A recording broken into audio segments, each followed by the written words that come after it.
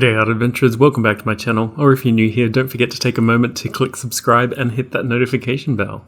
So, I've been doing watercolours for, about 6 years now, and one thing that I've learned after all of this time and practice is that possibly the most important thing about watercolours is not the paints that you use, it's the surface. And Aquabord is something that I think all watercolourists should try. It is an incredible surface to paint on. You can see here it's a really rough, bumpy texture, and it's actually clay that's placed onto a backing tile or backing wood or some sort of really tough, hard surface, which not only makes it interesting to paint on, but ready to hang as soon as you've finished drawing or painting on it. I'll talk more about Aquabord in a second, but I'm starting off by doing a thumbnail sketch for my illustration. I don't think that Aquabord is something that you should just freehand sketch onto and erase on. You could damage the clay surface, so you really want to have a clear drawing in mind. And so I did some thumbnails. I'm combining a few different images, and they're to do with space. For a really important reason. 50 years ago, exactly today, human beings did something extraordinary. 3 humans traveled to the moon. Neil Armstrong, Buzz Aldrin, and Michael Collins. And 2 of them, Neil Armstrong and Buzz Aldrin, actually landed on the surface of the moon. And even more remarkable for the time, they all safely made it back home again. It's an incredible feat, and really, I think, is one of the monumental moments in the history of humankind. And I think anyone that was around for that event could really vividly remember that moment taking place, and even if you're born after the event like I am, it still holds a huge impact for most people. And so I've combined 3 different photographs here. One is the central figure of Neil Armstrong. It's taken just moments after they returned from the surface of the moon. It's a photograph by Buzz Aldrin of Neil Armstrong as soon as he removes his helmet, and he's teary-eyed and overwhelmed by what he's just experienced. Behind him, I've put in the actual moon surface. I've used a reference photo for that as well, even though it's quite abstracted. And then finally, in the top right-hand corner, I've decided to put the very first full photograph of planet Earth. And I also really love this photograph, not only because it shows all of the Earth, but it shows Africa, the birthplace of humankind. And it's a continent that's often quite ignored or not really clearly thought about. And I think it's amazing that Africa and Madagascar and some other parts like, the Middle East just happened to be showing when that photograph was taken. And I think I'm pretty happy with the composition. I would have probably, if I could do it over again, make Neil Armstrong a little bit bigger and raised his body up a little bit more, so his head's a little higher up. But overall, I'm pretty happy with the composition of it. And I got the image onto that tile by tracing over carbon paper after I'd sketched out my finished image.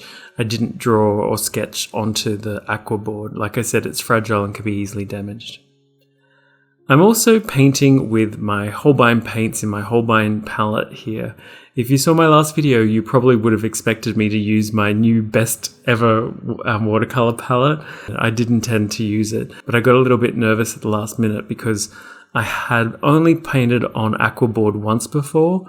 I've never done a portrait on it before. I'm not really used to doing portraits of humans. I find those are really hard. I'm trying to practice them, but they're really hard for me. And I just thought having a new palette would be one thing extra too many to have to deal with. And this palette that I'm using is my main painting palette. It's something that I'm really familiar with. I know the holbein paints really well. I know these colors exceptionally well. I've used them for years now, and I'm familiar with how they work. And so that was one thing that I wouldn't have to worry about. I knew that I'd be able to get the colors that I wanted in the places that I wanted and in the way that I wanted to mix them if I used this palette. You can also see it's quite messy as well. Many of my palettes are. I recommend actually leaving your watercolor palettes quite messy. I've used a lot of this leftover paint to do this painting, and you might start to find the same is true if you start to leave leftover paints in there. Plus you can start to mix some really interesting mixes of colors if you mix new colors into what's left over there. Obviously sometimes it gets too muddy and you have to clean it out, but if you don't need to, don't worry about it. You can always clean a watercolor palette whenever. You can leave it for years and it'll still clean off really easily. You can see also with the Aquabord that you have to put down lots of layers to build up the colors and that they can flow really easily. I don't really need to have to worry about too much where I'm placing the wet areas or the wet bursts of colors, because I know that I'm going to be able to blend them quite easily. But if I have a quite dry brush as well, I'm able to get quite fine details. As you can see here, I'm starting to put in some finer details on the face, but I've also got numerous areas like the moon surface space, his spacesuit, all sorts of different parts of the painting that are really quite loose and watery effects, and I've let the paints do their thing and blur around. And I really love Aquabord for being able to do both of those things really well. And you can layer the paints on top of each other if you let one layer dry quite well. But if you start to get too watery on a layer, it is going to reactivate the layers below it. And in fact, I quite like that. It means you can even scrub back to basically pure white and start from scratch again if you really want to. I think it's a remarkable surface to paint on and just really fun, really interesting. It is a bit tough to get really fine, accurate detail though. I wouldn't want to do a portrait that's smaller than this. This is an 8x8 inch tile, and I think I've drawn his face about as small as I would want to go. I especially have found it tricky to get his eyes how I wanted them to do. They were almost too small, and getting those fine line details in on the bumpy rough surface of the Aquabord was a real challenge for me. And a few times I got a bit frustrated. I ended up having to take a break and painting this over 2 days in about 3 hours sittings each, maybe. Actually, it's probably only about 2 hours each, so about 4 hours total. But because I've moved my camera and set up my camera angles a few different times, it ends up taking, and the lighting and all those sorts of things, it ends up taking like an extra hour. If you've ever used cameras before, it's crazy how much time they start chewing up once you start to try to get the right angle and the right lighting and the right ISO and all those settings.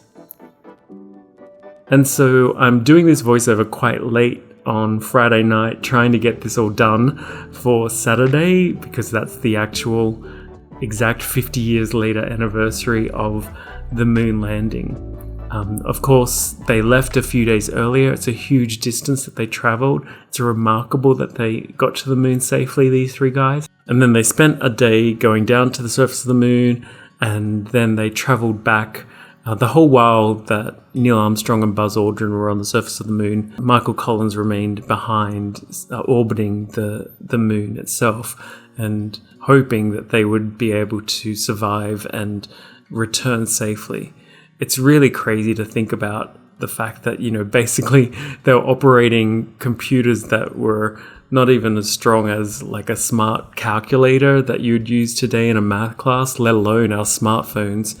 And if you haven't seen the movie Hidden Figures, which talks about some of the amazing women that made contributions to the math and the science behind the space race and getting these guys to the moon, I think it's really worth watching. You might have also heard about movies like Apollo 13, which also deal with getting to the moon, although in that case they didn't make it because of an error that occurred, and really there were just so many things that could have gone wrong. And in fact, Neil Armstrong, just a few months before this, had lost several of his friends in an accident when they were doing first test flights on the ground. And the crew that was meant to go before these guys actually unfortunately died in a test where a fire broke out, and they weren't able to get out of the capsule that they were using to train in.